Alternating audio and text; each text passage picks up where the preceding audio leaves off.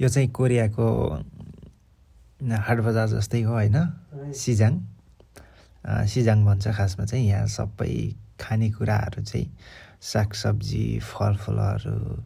माछा आइटमहरू मासु आइटमहरू त्यसपछि हल्का कपडा आइटमहरू पनि सबै पाउँछ क्या सिजाङमा चाहिँ यहाँ सागसब्जी राखेको छ याछेहरू हैन अनि विशेष गरी चाहिँ मैले यहाँ यो भिडियो बनाउनुको कारण चाहिँ हामीले नेपालीहरूले खाँदै नखाने खालको किरा जस्तो देखिने हेर्दाखेरि एकदमै डरलाग्दा चिजहरू समुद्रको माछाहरू चाहिँ यहाँ राखेको छ क्या धेरै ठाउँमा एकदमै धेरै त्यो भएर चाहिँ मैले यो भिडियो बनाएको हो खासमा हैन नत्र नर्मल हामी यो बजारतिर त गइराख्छौँ सिजाङतिर हैन अब यहाँ हेर्नुहोस् त यो समुद्रको यो किरा हेर्नुहोस् त यो कति डरलाग्दो छ यसलाई हेर्दै नखाउँ जस्तो छ हैन यो अब बनाएर चाहिँ के अरे सायद यो महँगो हुन्छ क्या सी फुडहरू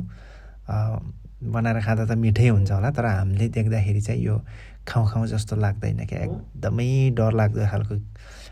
के अरे सी फुडहरू पाउँछ हैन यो माछाहरू सुकाइरहेछ सुकुटी बनाउने अनि मैले चाहिँ त्यो स्पेसल चाहिँ त्यो अलिकति डरलाग्दो खालको हाम्रो लागि त किरा नै हो तर कोरियनहरूको लागि चाहिँ यो एउटा समुद्रिक माछा भएको हुनाले मैले त्यो भिडियो चाहिँ खिच्नको लागि चाहिँ यो भिडियो बनाएको हो खासमा स्पेसल हैन यहाँ हेर्नु होला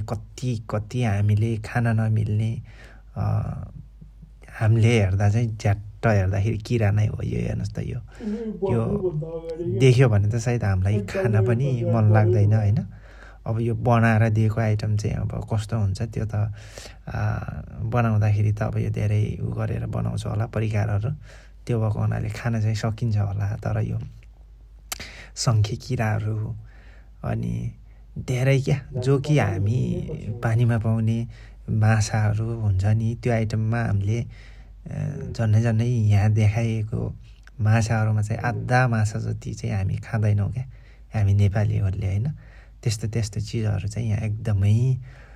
धेरै बिक्री हुने अझ महँगो हुने गर्दछ होइन कोरियाको चाहिँ उसमा अवस्थामा चाहिँ अब यहाँ कतिपय हामीले खाने माछाहरू पनि हुन्छ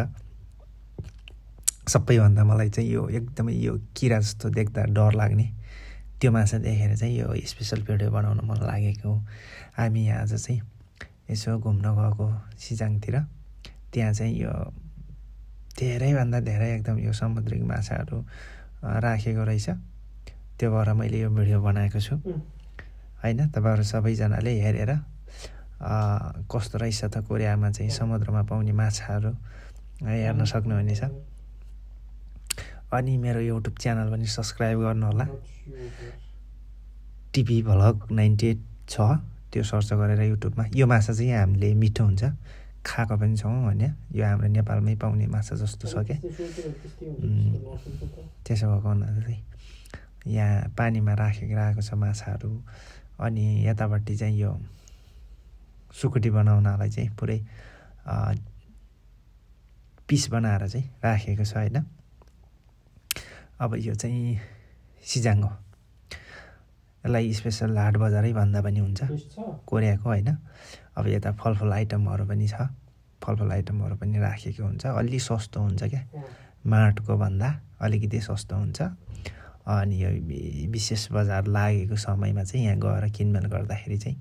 अलि सस्तो हुने गर्छ हेर्नुस् त यो माखा दबाउने आफै घुमिरहेको छ अनि यो माछाहरू सुकाइरहेको छ अब यहाँ कतिपय माछाहरू यस्तो छ कि हामीले त्यो नखाउँ जस्तो क्या देख्दै डर लाग्दो होइन स्पेसल भन्नुपर्दा घिन लाग्दो यति बुढो हजुरआमाले यो माछाहरू हेर्नुहोस् त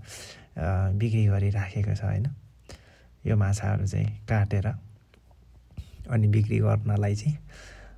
काट्दैछ होइन झन्डै 70 वर्षभन्दा बढी भयो होला यो हजुरआमाहरू होइन यसरी चाहिँ काम गरिराखेको हुन्छ सागसब्जीहरू टिप्ने कामहरू यो आफूले सक्ने काम चाहिँ सबैले गर्छ क्या कोरियामा चाहिँ अनि त्यसपछि हामी त्यहाँ सामान किनेर कहाँ गयौँ भने यो चाहिँ कोइला हो समुद्रको छेउमा गएर धेरै खानेकुराहरू बोकेर समुद्रको छेउमा गएर यो कोइलाहरूले पोलेर खाँदैछौँ है त हामीले पोलेर खाने हो। यो हामीले कोइला चाहिँ सल्काइराखेको छौँ। अब यो कोइलालाई चाहिँ एकछिनपछि हामीले त्यो भाँडोमा राखेर अनि त्यहाँ माछाहरू अनि बङ्गुरको मासुहरू मेग्जोहरू सोझोहरू ल्याएर आएको छ। यहाँ सामगेप्साल पोलेर यसरी राखेको छौँ हामीले। अनि यतापट्टि हामीले खाने आइटमहरू जुसहरू पनि छ। यहाँ समुद्र नजिकैको छेउमा आएर यता बसेर खाने भनेर यता हामीले नाक्सी पनि थापेका छौँ। नाक्सी चाहिँ माछा मार्नको लागि बल्छी होइन, बल्छी राखेका छौँ। अब माछा पर्छ कि पर्दैन